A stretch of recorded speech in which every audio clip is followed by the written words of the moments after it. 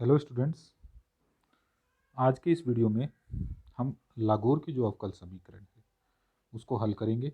साथ ही हम लागोर पॉलिनोमियल लागोर बहुपद जो है उसका मान जो है वो ज्ञात करेंगे। तो हम बात कर रहे हैं लागोर अवकल समीकरण की, लागोर डिफरेंशियल इक्वेशन। तो निम्न द्वितीय कोटि के अवकल समीकरण को लागोर की अवकल समीकरण कहते हैं। तो x D square Y upon D X square plus 1 - x D Y upon D X plus N Y equals to 0, जहाँ n क्या है, नियतांक। तो इस इक्वेशन को हम इस प्रकार से भी लिख सकते हैं, X Y double dash plus 1 - x y dash plus N Y equals to 0। इस दोनों इक्वेशन को हमने समीकरण नंबर 1 से व्यक्त किया है, जहाँ n नियतांक है। इस समीकरण में x इक्वल्स टू 0 एक नियमित विचित्र बिंदु है, क्योंकि P0x इक्वल्स टू x, और जब x इक्वल्स टू 0 रखते हैं तो P0x का मान हमें 0 प्राप्त होता है। इसलिए x इक्वल्स टू 0 जो है समीकरण 1 का एक नियमित विचित्र बिंदु है। इस बिंदु के निकट इस अवकल समीकरण का हल निम्न घात श्रेणी के रूप में लिखा जा सकता है। तो जब विचित्र बिंदु के आसपास हम हल ज्ञात करते हैं तो हम निम्न घात श्रेणी को इसका हल मान लेते हैं। तो y equals to summation r equals to 0 से इन्फिनेटिव ए आर एक्स की पावर m प्लस आर समीकरण नंबर 2 इस समीकरण 1 का हल होगी। समीकरण 2 का x के सापेक्ष अवकलन करने पर, इसका x के सापेक्ष अवकलन किया तो y dash equals to summation A R M plus R, तो ये पावर उतर कर नीचे यहाँ आ गई और एक पावर कम हो गई m प्लस आर माइनस 1 समीकरण नंबर 3। अब समीकरण 3 का x के सापेक्ष अवकलन किया तो y double dash equals to summation 0 से infinity A R M plus are minus 1 X M plus are minus 2, ये हो गई समीकरण नंबर 4। तो समीकरण 2, 3 व 4 से y, y डैश व y डबल डैश का मान हम समीकरण 2 में यहाँ रख लेते हैं। तो यहाँ रखा तो हमने, पहला था x y डबल डैश, तो y डबल डैश का मान समीकरण 4 से लिख लिया, ये हमने यहाँ रख दिया।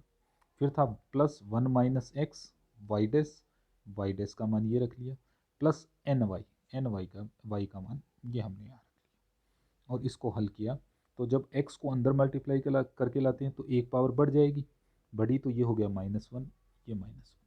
इसी प्रकार 1 से इसको मल्टीप्लाई किया तो ये टर्म आ गई, और x से इसको मल्टीप्लाई करते हैं तो ये टर्म आ गई, और लास्ट जो टर्म है वो हमने एज इट इज रख ली।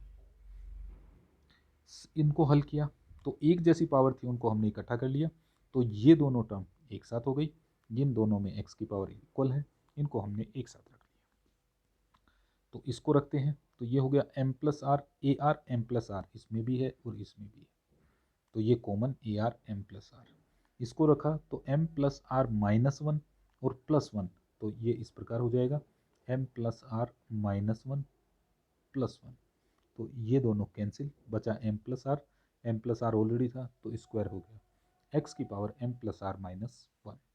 अब दूसरी तरफ आई a R M plus r, फिर ये टर्म आएगी। तो अब ये दोनों टर्म नेगेटिव हैं तो ये दोनों नेगेटिव हो गई, और n जो है वो पॉजिटिव लिख लिया, ये समीकरण नंबर 5 हो गई। तो हमने कहा यह एक तत्समक है, आइडेंटिटी है, इसलिए इस समीकरण की यथार्थता के लिए x के प्रत्येक घात के पद में गुणांक 0 होना चाहिए। निम्नतम घातीय पद x m की पावर -1 के गुणांक को 0 के बराबर करते हैं, अर्थात r इक्वल्स टू 0 रखते हैं। ठीक है, तो हमें चाहिए x की घात m-1, तो x की घात m-1 कहाँ से आएगी, वो यहाँ से आएगी। तो x की घात m-1 के लिए r इक्वल्स टू 0 रखेंगे हम, r इक्वल्स टू हमने 0 रखा, r इक्वल्स टू 0 रखते हैं तो ये हो गया a0, ये यहाँ लिख दिया हमने, देखिए ये रहा a0, और r इक्वल्स टू 0 रखते हैं तो m स्क्वायर बराबर 0। तो x की घात m-1 के गुणांक को 0 के बराबर लेते हैं, तो ये हो गया a0 m square equals to 0। चूंकि a0 is not equal to 0, इसलिए m इक्वल्स टू 0 होगा। अतः m का एक ही मान प्राप्त होने के कारण लागोर समीकरण का केवल एक ही हल प्राप्त होता है। अब समीकरण 5 में x m प्लस आर के गुणांक को शून्य कर एक निम्न पुनरावर्ती संबंध प्राप्त करते हैं जिससे विभिन्न गुणांकों के मान ज्ञात कर सकते हैं। अब समीकरण 5 ये थी। इस समीकरण 5 में x की घात m प्लस आर, ठीक है, x की घात m प्लस आर के गुणांक जो है उसको हमें शून्य करने हैं। तो यहाँ है x की घात m प्लस आर माइनस 1, हमें चाहिए m प्लस आर, तो हम r माइनस 1 को रिप्लेस कर देते हैं r से, ठीक है। तो जहाँ जहाँ r था उसकी जगह हम क्या रख देंगे, r प्लस 1।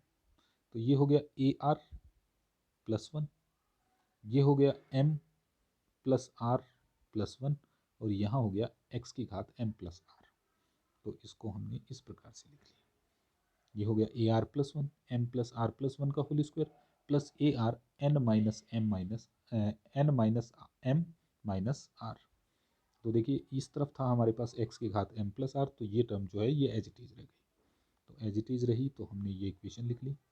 ये इससे हमने ए आर प्लस 1 की वैल्यू निकाली। A R plus 1 equals to minus M minus R upon m plus R plus 1 का whole square A R. m equals to 0 रखने पर, m इक्वल्स टू 0 रखा तो ये खत्म, ऊपर बच गया n माइनस आर, नीचे हो गया r प्लस 1 का होल स्क्वायर ए आर। अब r इक्वल्स टू 0 रखने पर ये m इक्वल्स टू 0 हमने कहाँ से लिखा, ऊपर हमने देखिए वैल्यू निकाली है m इक्वल्स टू 0, तो m इक्वल्स टू हमने 0 रख दिया। r इक्वल्स टू 0 पर, तो ऊपर जो इक्वेशन थी समीकरण 6 इसमें r इक्वल्स टू 0 रखा तो इस तरफ हो गया a1, इधर हो गया a0। r इक्वल्स टू 0 से सिर्फ n बचा, n अपॉन 1 का होल स्क्वायर a0, तो इसको लिख दिया n फैक्टोरियल 1 का होल स्क्वायर a0। अब r इक्वल्स टू 1 रखें, यहाँ पर 1 रखा तो इधर हो गया a2, इधर n माइनस 1 अपॉन 2 का होल 2 स्क्वायर a1 बराबर माइनस 1। a1 की वैल्यू हम यहाँ से लिख लाए, a1 की वैल्यू रख दी तो ये हो गया n माइनस 1 अपॉन फैक्टोरियल 2 का स्क्वायर a0 माइनस 1 स्क्वायर। इसी प्रकार r इक्वल्स टू 3 पर a3 equals to n minus 2 upon 3 का स्क्वायर a2 की वैल्यू हम ऊपर से लिख लाए तो a3 हो गया माइनस 1 का square n minus 1 n minus 2 factorial 3 का स्क्वायर a0। इसी प्रकार आरवां पद हम निकालें तो आरवां पद हो जाएगा A R minus 1 square N minus 1 n minus 3 n minus R plus 1, ठीक है। इसको हम यूँ भी लिख सकते हैं n माइनस आर माइनस 1। तो देखो ये तीसरा था, तीसरे में लास्ट 2 आया मतलब एक कम, ऊपर वाला दूसरा था उसमें एक कम और उससे 1 था एक कम, ठीक है। तो इस हिसाब से हमने ए आर की वैल्यू निकाल ली, माइनस 1 का square N minus 1 n minus 3 dot n minus R plus 1 upon factorial R का स्क्वायर a0। तो देखिए तीसरा पद था तो 3 नीचे फैक्टोरियल 3 था, और जब दूसरा पद था तो नीचे फैक्टोरियल 2 था, तो आरवें पद में हो जाएगा फैक्टोरियल आर के स्क्वायर। तो ए आर इक्वल्स टू, अब यहाँ से देखो हमने यहाँ पर इसको लिख लिया फैक्टोरियल n माइनस आर से ऊपर गुणा कर लिया, फैक्टोरियल n माइनस आर से नीचे गुणा कर लिया। तो ये जो सारी टर्म मिलकर कितनी हो जाएगी, ये हो जाएगी फैक्टोरियल n। तो ये हो गया factorial n upon factorial r का square factorial n minus R a। इन गुणांकों के मान समीकरण 2 में रखने पर, तो समीकरण 2 कौन सी थी, ये हमारी समीकरण 2 थी, ठीक है। तो अब समीशन करते जाएं हम और m इक्वल्स टू 0 रख देते, तो y इक्वल्स टू ये हो गया a0 x1 x0 plus a1 x1 plus a2 x2 plus a3 x3 plus dot A R xr plus dot.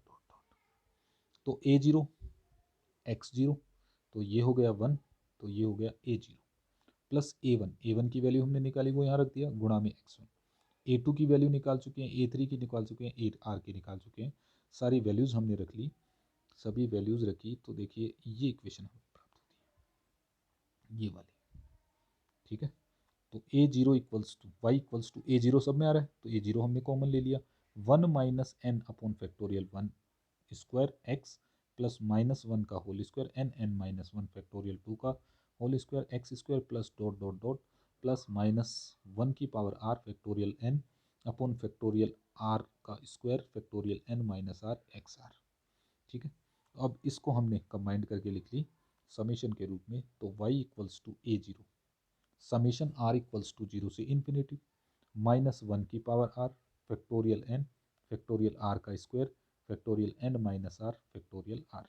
जब हम r इक्वल्स टू 0 रखते हैं तो हमें प्रथम पद प्राप्त हो जाता है, r इक्वल्स टू 1 रखते हैं तो ये पद प्राप्त हो जाता है, r इक्वल्स टू 3 रखते हैं तो हमें ये पद प्राप्त हो जाता है।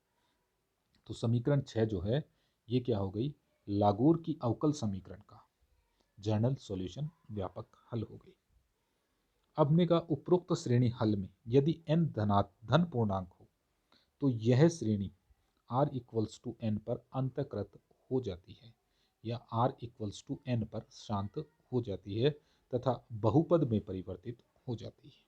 तो इसका क्या मतलब है, हमने कहा जब हम n इक्वल्स टू 0 रखें, n इक्वल्स टू 0 रखें तो देखो ये टर्म भी 0 हो जाएगी, ये भी 0 हो जाएगी और ये भी 0 हो जाएगी। तो y इक्वल्स टू a0 1 प्राप्त हुआ। जब हम n इक्वल्स टू 1 रखते हैं, अब हम क्या रख रहे हैं, n इक्वल्स टू 1 हमने रखा तो a0 1 minus n n1 x ये बच गई, ये बच गई।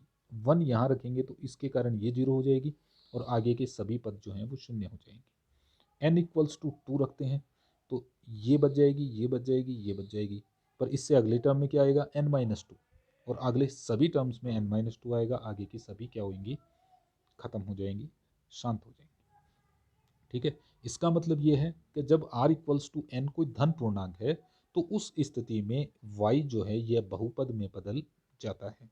तो हमने ले लिया r equals to n, r equals to n कहाँ रखा, हमने इस टर्म में रख लिया। r इक्वल्स टू n इस टर्म में रखते हैं तो नीचे हो गया फैक्टोरियल n का होल स्क्वायर, ऊपर एक फैक्टोरियल कैंसिल तो नीचे 1 अपॉन फैक्टोरियल n बच गया। r minus n minus r है, r की जगह n माइनस n 0 1 के बराबर और x की पावर n। तो देखो ये टर्म आ गई -1 upon 1 upon factorial n x की पावर n। इसको हमने विपरीत क्रम में लिखा तो पहले ये आ जाएगी, फिर अगली टर्म में n-1 रख लेंगे, n x की घात n-1 और आगे हम कंटिन्यू चलें तो लास्ट में हमारे पास 1 आ जाएगा। यदि a0 equals two factorial n रखते तो यह श्रेणी n कोटि का लागोर बहुपद, लागोर पॉलिनोमियल ऑफ डिग्री n कहलाता है।